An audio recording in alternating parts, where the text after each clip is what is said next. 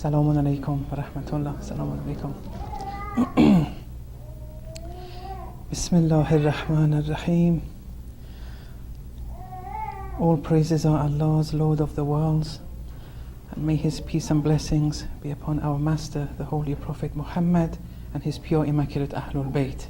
Allahumma salli ala Muhammad wa ali Muhammad. It's an honor to be able to speak with you, brothers and sisters, and I would like to thank the committee for inviting me at this conference. Actually, I'm not the best person to speak about community relationships, as my friends in Qom may inform you. So why this was given to me, I'm not sure exactly. However, I will provide a tool, a device, inshallah, in these few slides. And with this device, it should be something which one has to incorporate within oneself in order to be, inshallah, a good community member, unlike me. But it's going to be an irfani touch to this lecture, primarily, and at the end, I'll go through the issues that the committee wanted me to cover. They asked a few questions and they wanted me to go over them. But with this introduction, inshallah, we can go through that accordingly. Now, it would have been ideal if I had the computer in front of me, but inshallah, I'll work with, there's no one there at the moment. Who do I tell to change the, sorry, it would help. Yes. Okay, so the first slide. So the title is Friendship as a Spiritual Discipline in the Community. If the community wants to grow, spirituality plays the number one role. As Ayatollah Hassan Zadeh Omari has said, a community without spirituality is like a corpse. So these are important matters here. Now don't be scared, it's nothing out of the extraordinary. It's very simple spirituality that everyone, me and you, can incorporate. So when defining the term friendship, or that of loving, muhabba, Ibn Arabi, very famous Muslim Sufi, Shia Sufi, Imam Khomeini had a lot of respect for him, and many scholars do. He has written, people are at variance as to the definition of muhabba, friendship, loving, and I have yet to see anyone provide an essential definition. This is because such a definition is inconceivable. One can only speak of its effects and correlations. This incapacity is enhanced by the fact that God has attributed the attribute to Himself, being muhibb, one who loves. Now, when Allah subhanahu wa ta'ala gives a name to Himself, the Urafa become very excited. And it's for two reasons why. Since this name is Allah's name, it's specific to Allah. Only Allah can be attributed that name independently and originally. That's the first point. And the second point, based on a prophetic tradition that we have, that Inna Allaha khalaqa Adama ala surate, that very Allah subhanahu wa ta'ala created Adam and people in general in His image. Here we all have the capacity to become manifestations of Allah's attributes. Whatever attribute Allah subhanahu wa ta'ala has, we have that capacity to acquire as well. And based on this, when Allah is the true friend, the sole one who loves, here not only He is the only independent lover, but if we want to acquire that attribute of Allah's, which is within our capacity, it's within our jurisdiction, as Allah Himself has said, if we want to acquire it though, it has to be through Allah subhanahu wa ta'ala and not outside Allah. So for these 2 points, it's important to take in mind throughout this lecture, inshallah. The next slide, Ibn Fanari another important Arif, the author of Misbahul Ons, the penultimate book in Irfan that is taught in the Hose in Qom. He writes, in relation to the reality of friendship, it's a matter of conscience. And that which has been said with respect to its definition is nothing but some corollary and conventional matters. How can it be defined, after all, in its entire truth, when Allah alone is the sole friend and lover of all? It's only through that communion with Allah subhanahu wa ta'ala that we can acquire it. In the next slide, in addition to this, in addition to the previous two, the ethicists have formulated a technical definition based on the scriptures. And this is for our simplicity. For simplicity's sake, they've brought it in a framework that we can relate to it more. Because you should have ascertained by now that the aim here to be a good community member is to be a true friend. And what does it mean to be a true friend? It has to be acquired through Allah subhanahu wa ta'ala. What has to be done? Here, Abdul Razak Kashani writes, the truth of friendship lies in a relationship of unity, which unites the lover, that's me and you, with the beloved. There is a pull on behalf of the beloved, on behalf of Allah, that attracts the lover to it. In proportion to the extent of this pull towards the beloved, a degree of the existence of the lover, me and you, becomes eliminated. Hence, there is a direct relationship between the beloved's pull and the lover's annihilation in the beloved. After this pull is established, the beloved takes away the personal attributes of the lover, me and you. Thereafter, the beloved, Allah subhanahu wa ta'ala, steals away the lover's essence and grants an essence that deserves to be in unity with his attributes. So the nearer we're getting to Allah subhanahu wa ta'ala, the more Allah-like we become. And that's the more our ego is eliminated. And that we'll describe in a minute. So this friendship, it's a two-way process involving Allah's pull and man's effort to strive towards that divine attraction. The next slide. So there are three elements to friendship. One is endeavor and striving towards Allah by us, that divine pull and attraction from the Lord, and then us accepting it as His servant. Okay. The next slide. Right. Now, how do we acquire that divine attraction? I mean, this is, after all, we want to be true friends.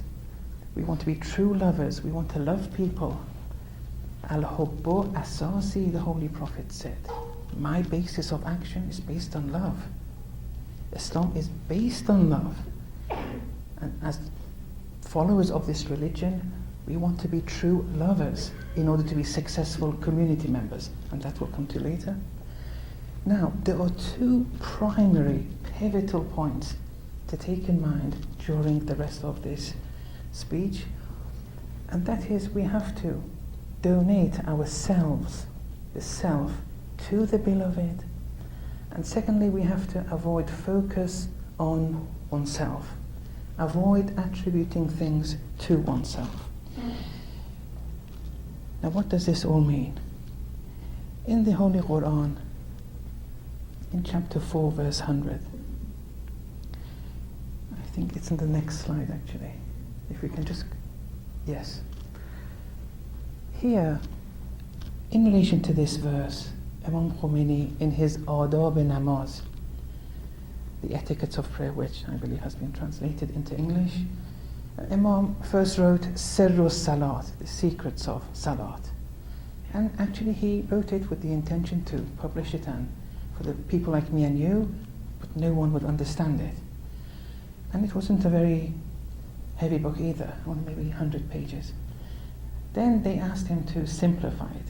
So he then gave a commentary of that initial book and for simplicity's sake he wrote it in Farsi, and it was 3 times the volume of the first book, and it was even more difficult. But still, his objective was for people like me and you to understand. It wasn't for an elite group. Now, in this verse, he gives an esoteric interpretation of it. And this is important in relation to understanding that first pivotal point in the previous slide of donating oneself to the beloved. In the verse it says, مَن يَخْرُجْ مِن بَيْتِهِ, whoever leaves the house, مُهَاجِرًا إِلَى اللَّهِ, whilst emigrating towards Allah, وَرَسُولِهِ, and his messenger, ثُمَّ يُدْرِكْهُ الْمَوْتِ, then death is overtaken by death, dies. فَقَدْ وَقَعَ أَجْرُهُ عَلَى اللَّهِ, certainly his reward will be upon Allah. Allah has to give his reward. Now this has an external meaning, and in relation to the external meaning of this verse, we don't provide any personal opinions. Tafsir bil-ra'i is something in relation to the external meaning of verses. There's a protocol we have to go through. This is based on, we have to look at the occasions of revelation. There's a story behind it. People were being oppressed. They emigrated to Islamic land where they can practice their religion and so on and so forth. If they were to die on the way, they will be rewarded by Allah subhanahu wa ta'ala. Imam Khomeini then goes into the esoteric dimensions here. In relation to esoteric dimensions of the verses of the Quran, here only the Ma'soom can give its esoteric dimension, its esoteric inner interpretation. The interpretation that is of the soul, a soul-orientated interpretation of the verse of the Quran, we call esoteric interpretations. Here, only the Ma'soom can tell us this, but scholars can, based on a certain logic and protocol, say maybe this is intended, and that's okay. You can't do that with the external interpretation of the Quran. With the esoteric you can do that, but you can never say this is the meaning 100%. And those who have read 40 hadith, you see this many times, especially in the beginning. He always says maybe this is one meaning of the verse, maybe this is another, and he says maybe it may have other meanings. So this is just his interpretation here. Because after all, someone may, on the outside, look as if one is escaping oppression and wants to go where the Holy Messenger is, and may die, but it may not be out of sincerity. It's like the many shuhada in many wars today and before. They became a fiqhi shaheed. However, whether they became a spiritual shaheed depends on a number of inner, internal, spiritual parameters. They may have it, they may not have it. Inshallah, they all had it. But we can't just rely on the outside here. There's an inner criterion which is at stake here. Now, Imam here says, whoever exits one's bayt, one's house. Now, bayt, in some traditions of the Ahlul Bayt, is used symbolic of the nafs, the soul, one's ego. Whoever exits one's ego, eliminates traces of one's ego.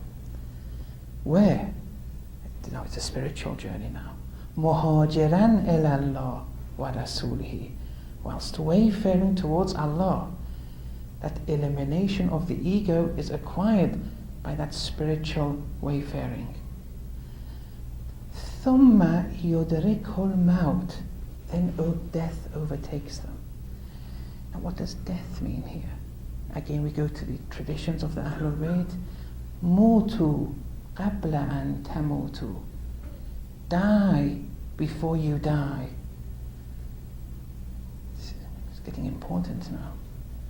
What the two kinds of death here? Say, the Holy Prophet, I believe, this is a tradition from him, sallallahu alayhi wa sallam. Allahumma salli ala Muhammad wa ala Muhammad wa ajil farj. Die before you die. Die that spiritual death before you undergo a physical death. Now here we have to see, so what does death mean in the spiritual sense? Death means transition from one realm to a higher realm. So, for example, on dying, a physical death, usually we go to barzakh, which is a more immaterial realm than this realm. However, we can die spiritually and enter a higher metaphysical realm than this world, whilst alive in this world. Or if you like, death can be interpreted as becoming one step closer to Allah subhanahu wa ta'ala, transcending the different realms of existence until we reach Allah's essence.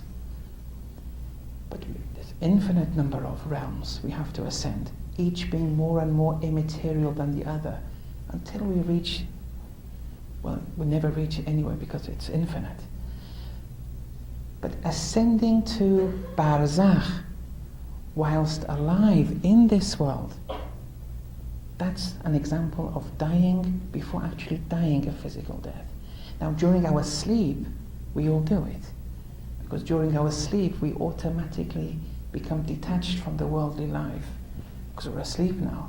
And that's why we ascend to metaphysical realms, immaterial. The soul is playing around there, converting divine knowledge in immaterial realms, the soul converting it to pictures, the things that we see. It's ascending. Now the purer the soul, the more benefit one will acquire in our dreams. However, the point is, even when we're awake, we can undergo these visions and benefit from these visions. ثُمَّ يُدْرِكْهُ الْمَوْتِ. After eliminating one's ego, whilst wayfaring towards Allah, one undergoes death of the spiritual type. One is now seeing the dominions of the heavens and the earth. One is undergoing a mi'raj. Not seeing with the physical eye. It's nothing to do with the material realm of existence anymore. All be you living in this world. All be there people around you. It only takes a moment, and in that one moment of this worldly existence, you'll be going to different immaterial realms, benefiting from Allah's knowledge, and so on and so forth. So that was just one example of how the aim is to eliminate traces of one's ego if we want to grow, if we want to ascend, if we want to be a manifestation of Allah's attributes. In the second pivot, if you can go one step back, that avoiding focus on oneself, not attributing things to oneself. My car, my child, my spouse. Here we have to just explain the concept of the dunya. Because what the dunya is good, the dunya per se, that which we see in the external world, it's all good. That can't be bad. It's Allah's creation. So what's the reproached dunya that we see in so many traditions and the verses of the Holy Quran? Chapter 29, verse 64. مَا هَذِهِ الْحَيَاةُ الدُّنْيَا إِلَّا لَهْوٌ وَلَعِبٌ. This worldly life is nothing but diversion and play. وَإِنَّ الدَّارَ الْآخِرَةَ لَهِيَ الْحَيَوَانِ. But the abode of the hereafter, that's all true life. That's the life that we want. That's the life that we can acquire whilst alive in this world if we die a spiritual death. Because only this realm of existence is material.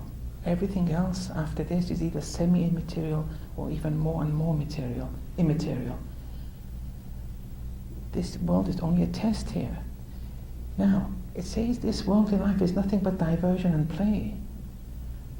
What is that referring to? It can't be referring to the actual world. That's Allah's creation. Whatever is good. We can't comment on that. This dunya, which Amir al-Mu'mineen alayhi salam reproaches in Nahj al-Balagha, and the logic of the verses of the Quran reproach, is within. It's nothing to do outside you. It's what your take is on the external things in this world. When you say my PhD, my speech, and keep on attributing things to yourself, the more you attribute Allah lessly, the more you're enhancing your dunya. But it's all within. You're enhancing your ego. My children, my spouse, my car, have children, have marriages, no problem. You can have a car, have a house, have all these things. However, depending on how you look at them, when they're looked at Allah lessly, from moment to moment, in this world you're just enhancing your ego. But if it's looked always Allah fully, you don't see anything to yourself, you don't attribute anything to yourself, there you're living an Allah full life. Here there's no diversion or play anymore. And that's the second pivotal point I wanted to just mention there. Okay, if we go 2 slides forward. Now, there have been classifications of how to acquire friendship, to be a true friend through Allah subhanahu wa ta'ala. And what are the signs for you to evaluate yourself if you are a true friend or not, a true lover or not, in the community, if you're a manifestation of this attribute of Allah's. In level 1, there are many levels, but I'll only mention levels 1 and 2 for simplicity's sake. In level 1, to evaluate ourselves if we're true friends or not. Here, temptations and doubts disappear. Because now you're entering a new phase now. That divine pull of the beloved has grasped onto you. You're seeing something. You're entering, to some degree, depends on different people. So for some people it's momentarily, for some people, if they preserve their spirituality, they can maintain it, but they are seeing metaphysical truths. They're not captivated by just worldly existence alone. It has no meaning for them to have doubts, to say, well, is it worth me doing all this?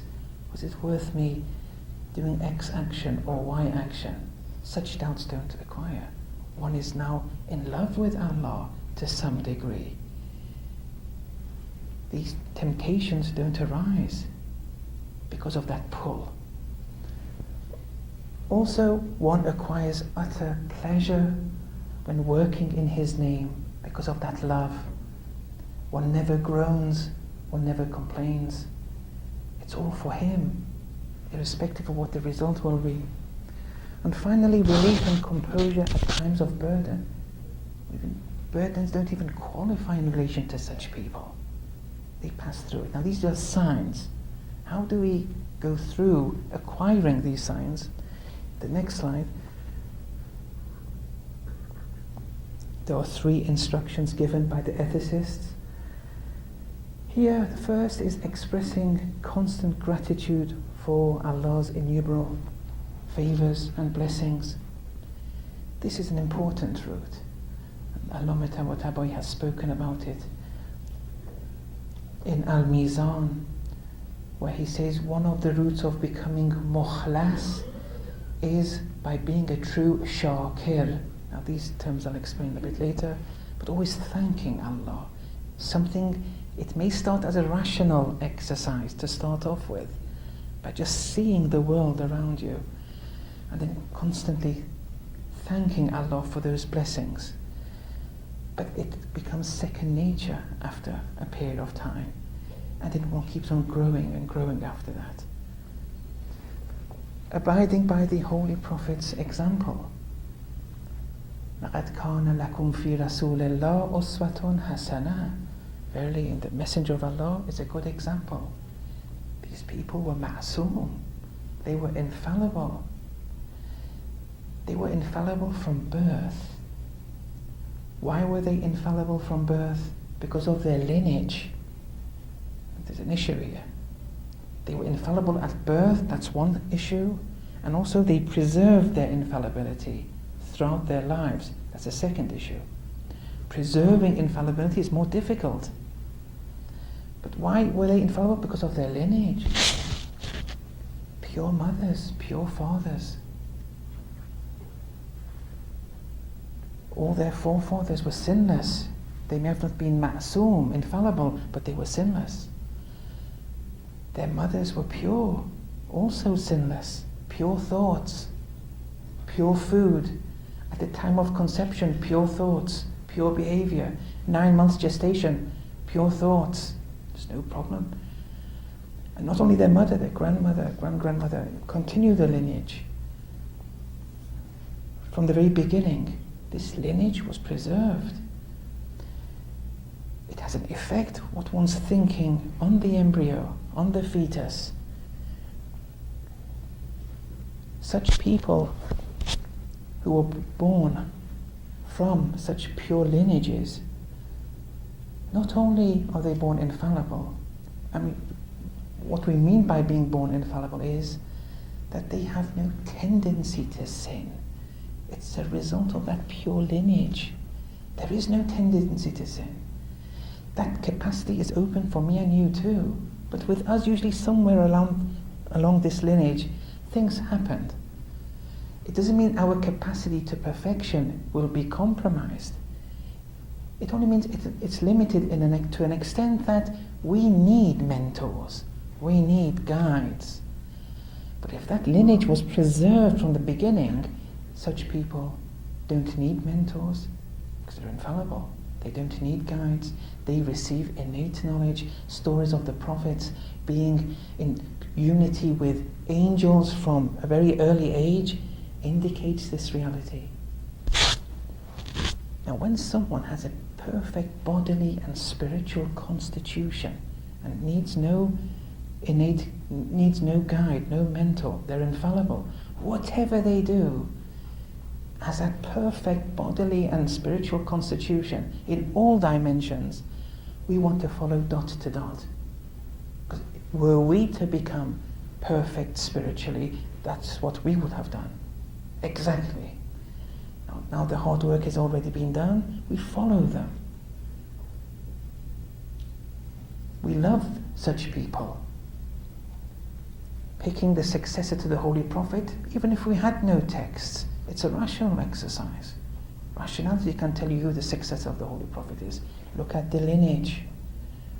Look at the mothers, the fathers, the thoughts, conception, gestation. And then in the Quran, قُلْ إِن كُنْتُمْ تُحِبُّونَ اللَّهِ. If you want to love Allah, فَاتَّبِعُونِي. Follow me, the Holy Prophet. يُحْبِبْكُمُ اللَّهِ. Allah will love you. That divine pull. The divine pull starts. If you just follow the Prophet's example, you follow the Sharia to the dot.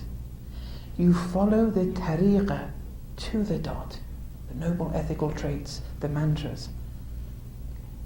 Ash-shari'atu aqwali. The Sharia is my statements.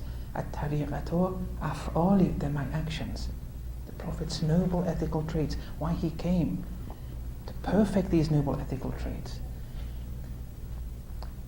Forgiving people when they have done you wrong. Donating to people when they've suppressed you. Maintaining friendship and family relations when they've broken it off. See, it's one step higher now. وَالْحَقِيقَةُ أَحْوَالِي. And haqiqah, another dimension of religion, are my states, the states of the Holy Prophet. Seeing Allah, hearing Allah, not with the physical eye. Amir al-Mu'mineen, Lam a'bud rabban lam ara. I would never worship a Lord I don't see. This is another seeing, it's a metaphysical seeing. It's not with the physical eye.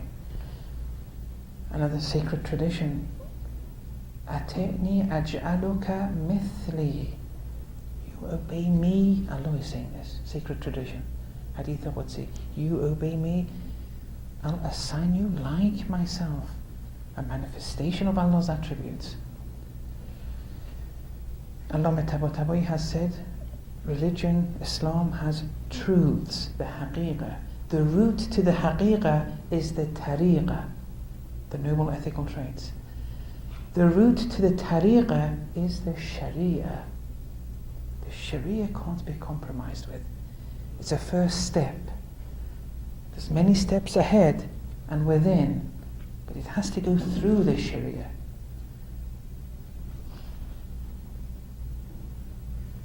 A study of tariqah is called Sufism. That's it. That's what Sufis are. It's a science. The science of tariqah. Science means it has a collection of principles. Where did they get those principles of tariqahology? If it's from the traditions of the Ahlul Bayt, we call them Shia Sufis. Shia Urafa.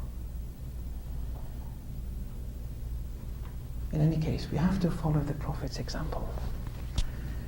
And then we have to express utter neediness before Allah and never attributing any virtue to ourselves.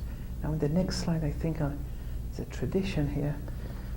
Okay, first of all, there's a mistake there in the address. It's not 35:28, it's 35 and then verse 15. Ya ayyuhan nas antumul fuqara. O man, saying O man now, so this is a providential order. It applies to all human beings. You are nothingness per se. But the nothingness is striving towards Allah. It says, Antumul fuqara ila Allah. Because you, the whole purpose is for you to acknowledge and see that existence-wise, you wholly, with a W, depend on Allah. You can't grow existence existentially without relying upon Allah. But seeing that reality is essential. Never attributing anything to oneself. Now, in one sacred tradition, Allah has said, O servant, assign your sins under your feet. Sins are bad things. We have to hate sins, they're bad actions. In Islam, we never hate the sinner, but sins we can hate, because the sinner is a creature of Allah. We have to learn never to hate them. And actually, once when I was coming to LA, there's always two questions. I mean, they ask a lot of questions at the airport, but for some reason these two always crop up. And I don't know. Well, one of them did say they did listen to my speeches, but the custom officer at the airport, they always ask about, one is reincarnation, what Islam's point of view is there, and the second is homosexuality. They say, my best friend in Iran is a homosexual, but they can't live because Ahmadinejad does that and that. Anyway, so here, the reason I said that, sorry, it was because you hate the sin. Don't be ashamed of saying this when you're at school or at university. No one can force you to love a sin. That sin is abhorrent. It's hated. It's damaging to our spirituality. You have to explain these things to them if they want to know. But still, the person know. And even if it's within your means, you have to love the person. Especially here, in this country. Okay. O servant, assign your sins under your feet. But then it says, and assign your good deeds under your sins. Because once you attribute your good deeds to yourself, it's damaging to the I. You're enhancing the ego. You can't grow. It's damaging to your essence as nothingness. El Allah. And there's one tradition, it's a long tradition, but I start here, where Allah says, وَمَنْ أَحَبَّنِي أَشَاقَنِي. Allah is saying, whoever likes me will love me. وَمَنْ أَشَاقَنِي أَشَقْتُهُ. Whoever loves me, Allah, I will love him. When Allah starts loving you, that divine pull starts. One becomes intoxicated. There are degrees to it though. وَمَنْ أَشَقْتُهُ قَتَلْتُهُ. Allah is saying, whoever I love, I will kill. Killing of the spiritual type. مُوتُوا قَبْلَ أَن تَمُوتُوا. Physical suicide is haram. Spiritual suicide isn't haram, it's good. مُوتُوا قَبْلَ أن, but it's impossible. We can never kill ourselves spiritually. We can just lay the groundwork. Allah has to do the killing. He has to make us die for us to ascend closer to Him. That's spiritual death. قَتَلْتُهُ, I'll kill them. وَمَنْ قَتَلْتُهُ عَلَيَّ دِيَّتُهُ. And whoever I kill, their blood money is upon me. وَمَنْ عَلَيَّ دِيَّتُهُ. And whoever's blood money is upon me, أَنَا دِيَّتُهُ. I, Allah, am the blood money. Because once the ego goes, all traces of it, one now manifests Allah's divine attributes. One doesn't act from one's own liking anymore. Everything is on a par with Allah's will. One becomes guided. One knows what to do, when to do it. And such people, they just express and manifest the divine attributes. Okay, the next slide please. The next, level 2 of how being a friend, and the signs are that you choose Allah subhanahu wa ta'ala over others in all affairs. Here, I'll just recite 1 or 2 verses with your permission. Chapter 2, 165 and 166. Among the people are those who set up compeers besides Allah, loving them as if loving Allah. But the faithful have a more ardent love for Allah. So here, one's love of Allah has to predominate over one's love of other than Allah subhanahu wa ta'ala. On the same theme, Imam Sadiq alayhi salam has said, faith will not become complete and refined until one is more friendlier towards Allah than one is to one's self, father, mother, offspring, family, capital, and to all people. You want to love, it has to go through Allah. It's a spiritual journey. If this isn't incorporated within you, you can't be effective in the community. Another sign is people always recall Allah a lot. In one tradition, Amir al-Mu'mineen has said, whoever likes something recalls it a lot. The more that love is, you keep on recalling. For example, those who are married, 1 week before actually getting married, just you kept on recalling that person that you loved. When you were driving, you recall. Doing examinations, you recall. When you eat, you recall. You keep on recalling. Why? That's one kind of love, but look what this type of love should do to you. You can't miss it. And then wholeheartedly desiring to see one's beloved in all things. Now that I'll explain in the next slide, inshallah. So to acquire these signs, the route is, next slide please. One has to deliberate over Allah's attributes. One has to understand these attributes.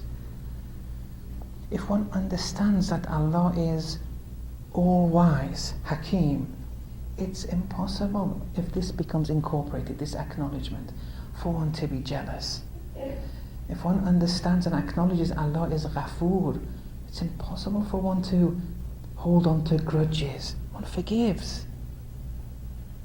We want to grow, we want to be more mature spiritually.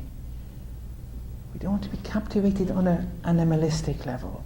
These attributes, we have to understand them. Each attribute is the cure to a spiritual illness. And then you have to play with Allah's attributes in your lives. There's 10 or 20 actions you do every day. With each action, make a link to one of Allah's attributes. For example, when you're brushing your teeth, you're musawwir, for example, on the shape of beauty, or mutahhir, or whatever. Play with Allah's attributes. Then with each action, then you always make the link. Then after a while it becomes second nature. When you go to the groceries, don't see the grocer or grocerer providing you with sustenance. See Allah as the raziq when the person is giving you the fruits. When you put the alarm on, don't see the alarm as the protector of the car. See Allah as the hafiz. When you achieve something in knowledge, don't see yourself as the acquirer of that merit. See, when you go to the doctors, for example, when you get cured, see Allah as the curer. When you drink water, Allah as the quencher. These these things are just a conduit to Allah. You have to live an Allah-full life. But if you go to the doctor, the grocery, the alarm of your car, university, and none of these are done with Allah in the equation. They're all done Allah-lessly. Well, you're not going to see much of Allah. It's going to be a very static life, boring life. You'll never grow. But when you go to the groceries, you see Allah's raziqiyya. He is providing, He is quenching, He is satiating, He is the curer. You thank the doctor, but you see only Allah as the curer. The etiquette to the doctor, to the teacher, you thank them. You have to maintain the adab, but don't lose the picture. And finally, one is the route, the ascetic route, where one has to suppress or control one's animalistic traits. One has to control one's degree of socializing, control the manner one talks on, what matters one talks with. None of these are problematic. Talking is good, socializing is good, even watching football is good. All these can be good. The Sharia draws the red lines, things which do not, where you can't manifest divine attributes through them. When an action's capacity is so low that it can't manifest divine attributes within you, we call it a sin. The Sharia tells you what the sins are. But anything else, you do it Allah fully, with Allah in the picture, and you're safe. But you shouldn't fool yourself. Okay, can I have the next slide, please? Okay, now, that was just an introduction to this story. It's a very important story. In the Holy Quran, the story of Ibrahim, who was Khalilullah. He had the station of Khulla, which means an intense friendship with Allah subhanahu wa ta'ala. The stories of the Quran, the stories of the prophets, they're not just stories of history. It's a story of the soul. We can also become Ibrahimi, and that's why the story of Ibrahim comes. We can live Isa style, alayhi salam. Every story of the Prophet, it's a story of a dimension of your soul. Also with the Imams. Also in Ashura, the whole saga, the whole massacre of Ashura, there it's the story of the soul. We can become Qasimi, we can become Zainabi, we can become Hurri, Habibi, and so on and so forth. There's no need to limit it to a particular narrative once upon a time and the story's ended. This is an eternal book. All the stories have one agenda, to build the soul, because their dimensions, different dimensions of the soul, are alluded to. Here in this very interesting story, Prophet Ibrahim wants to see how the dead are revived. So Allah says, "Awalam tu'min? Don't you believe?" He said, "Bala, yes. لكن ليطمئن قلبي, for the tranquility of the heart. And then a protocol is given by Allah subhanahu wa ta'ala. Now, prophets are infallible. Here, what does it mean for Prophet Ibrahim? Although this story has different interpretations, even amongst the Urafa, I'm just giving you one of them. It's a reason I'm giving you this interpretation. It makes no sense to attribute weakness, error to the prophets. They're infallible. They don't sin. They don't make a mistake. They never forget. You can't attribute error to them. If you do, then what's stopping you just saying, well, maybe that action was an error too, also that one, and that one, and that one. It's a slippery slope argument. And it goes against, if once you believe that Allah is absolute perfection, perfection in all dimensions, then He wants to send guides. It goes against the wisdom of that absolute perfection to send such guides. Now, in the Quran, though, we see many stories where an error has been attributed, or a weakness, or some form of deficiency has been attributed to the prophets. Here, the concept of an intermediary has to be explained. All prophets are intermediaries. They are the people's mirror to Allah subhanahu wa ta'ala. This is the definition of being an intermediary. And they are Allah's mirror to the people. The example the scholars give is that of the moon. At night we don't see the sun. The moon says, for example, I am providing light. But that light isn't attributed in reality to the moon. It's attributed to that which the moon depends upon, which is the sun. Otherwise the moon has no light in itself. It's just reflecting the sun for us people on earth. So when even the imams who are intermediaries, when they say, I am X, I am Y, I am this holy attribute, I am this divine truth, don't attribute the divine truth or name to the essence of the imam himself. They're just reflecting Allah subhanahu wa ta'ala, Allah's mirror to the people. Then the moon, it becomes dark sometimes. Not because that darkness is attributed to the moon itself, but rather because of the shadow of the earth. The moon, when it becomes dark, it's attributed to the shadow of the earth which the moon has acquired, us thinking the moon has become dark. Here, the holy prophets were prophets of people. These people had weaknesses. These people would sin. These people would have deficiencies. These people are in need of perfection. Prophets, as intermediaries, takes the people's weakness or negative aspect to Allah, but they have to incorporate it within themselves. Not that they do it, but they have to acknowledge the people's weaknesses. On ascending to Allah, as Allah's mirror to the people, the prophets bring Allah's divine protocol. The problem of the people at that time was a lack in tranquility of the heart. They didn't have tranquility of the heart. Prophet Ibrahim alayhi salam was the prophet, the intermediary. He brought them the protocol from Allah, how to acquire tranquility of the heart. The answer was to cut up 4 birds into pieces. Now the 4 birds, esoterically, according to traditions, each bird of the 4 birds, each one has these vicious attributes that they're known for. We have to slaughter those vicious attributes that those 4 birds have within our soul. Once those are slaughtered, once those are eliminated, we too acquire tranquility of the heart. That's the message here. Ibrahim was Khalilullah. This is a protocol to become friend of Allah. You have to kill the birds within you. Now the peacock was one of them. The love of the self, the love of self-beauty. It's always me, me.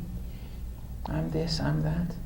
One was the vulture, it consumes dead flesh, symbolic of one's absorption in materialism. One was the crow, one has to control one's nutritional appetite. One was the rooster, one has to control one's sexual appetite. On succeeding with these, one then acquires tranquility of the heart. One is now Khalilullah to one's own capacity. One can now go into the community safely, and they will be a true member in this community. Okay, now there's one other aspect which I recall.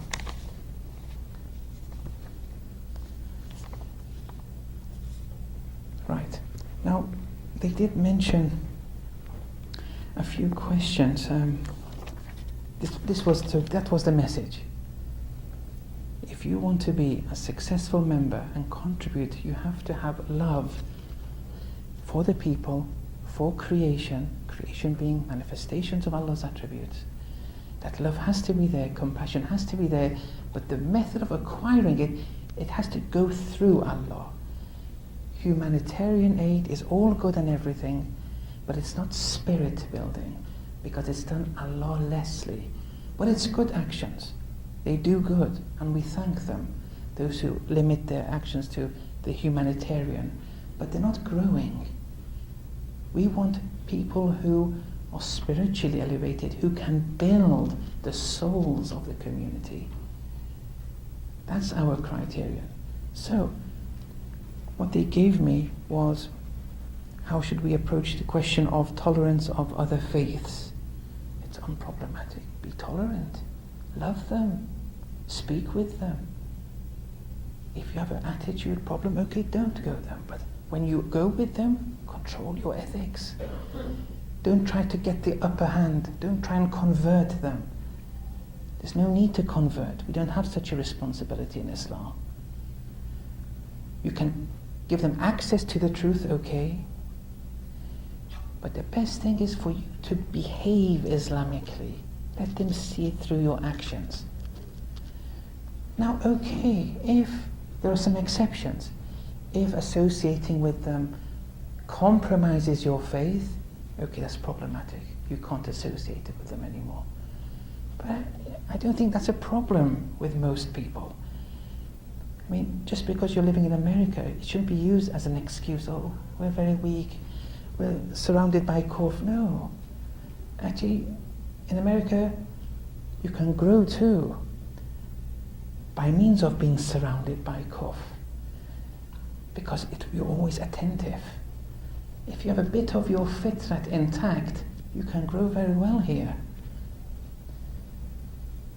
Sometimes when you associate with other faiths, it shouldn't, again the Sharia gives you the red lines, it shouldn't lead you, your behavior and how you deal with them, it shouldn't lead you confirming or propagating their faith, those aspects which are different to ours.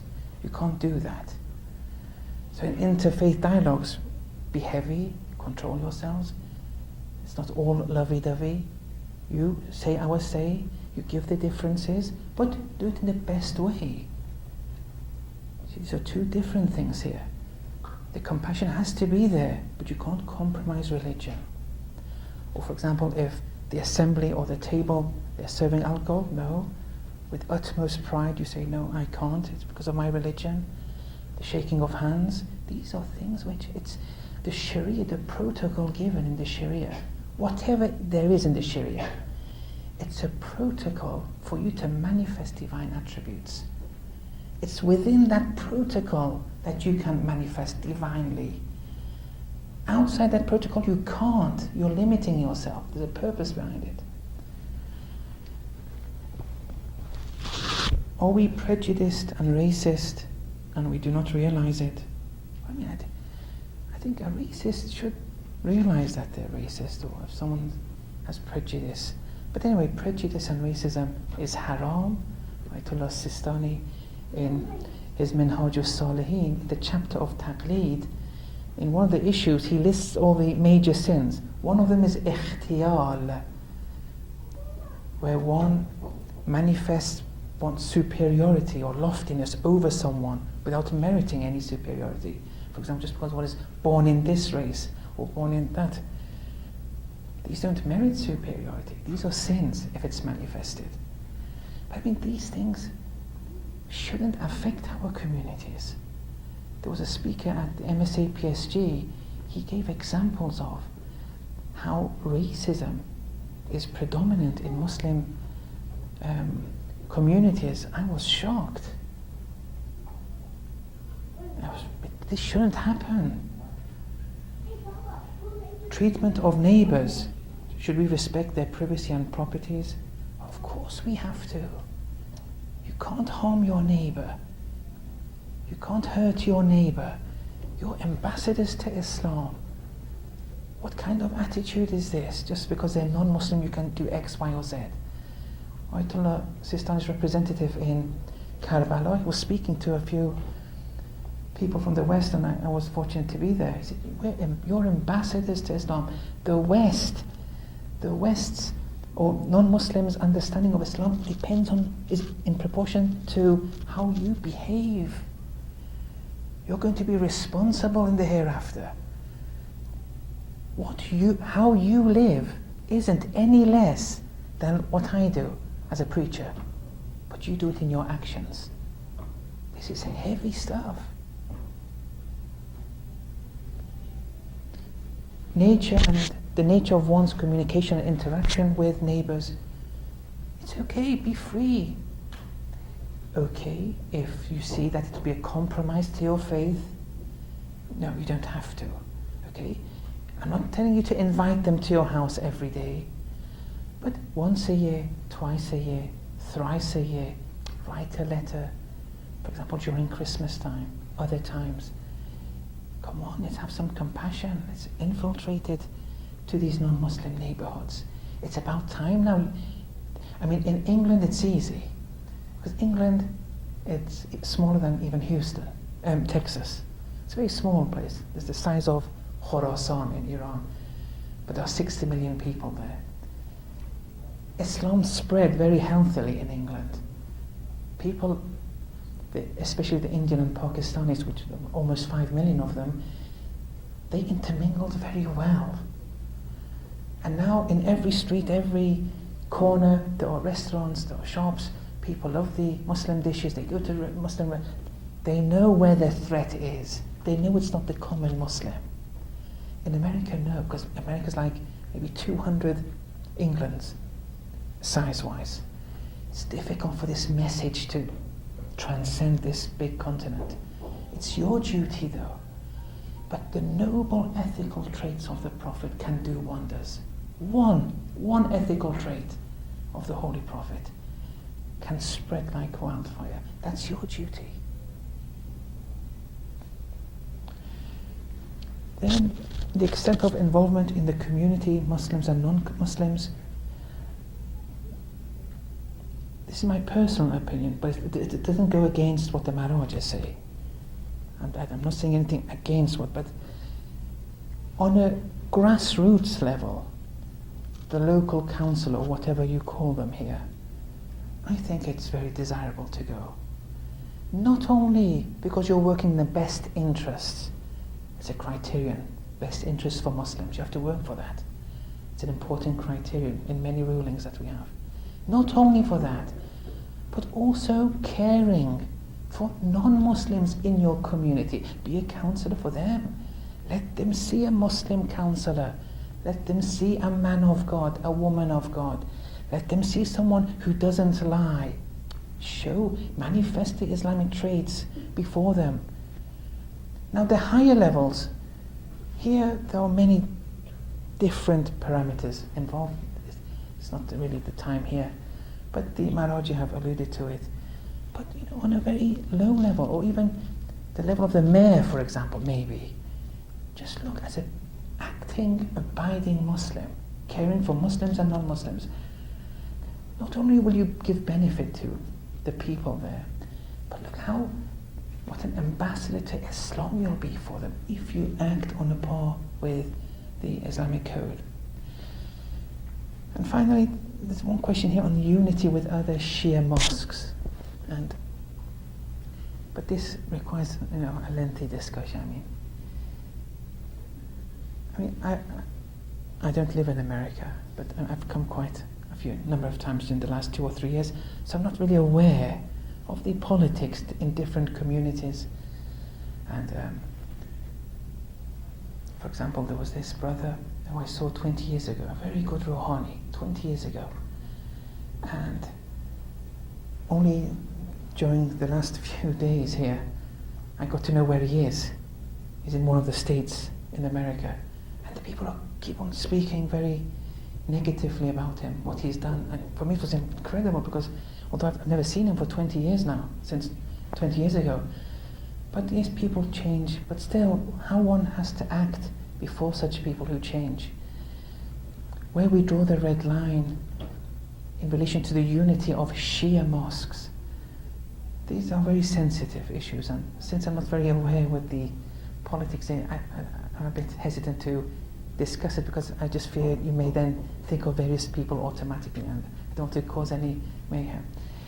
Okay, so sorry for the lecture, so the time, 1 hour, 3 minutes. I think that's okay, I'll stop here. But the gist was that the key is in spirituality. The key is in compassion, then compassion has to be acquired through Allah subhanahu wa ta'ala. Wa sallallahu ala Muhammad wa ala